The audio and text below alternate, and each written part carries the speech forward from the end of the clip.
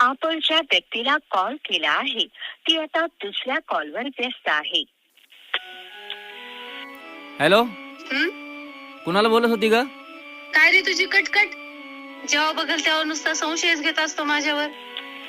विश्वास नसेल ना तर आजपासून मला फोन करायचा नाही. जा बाळा, तुला आजपासून माझा त्रास नाही होणार.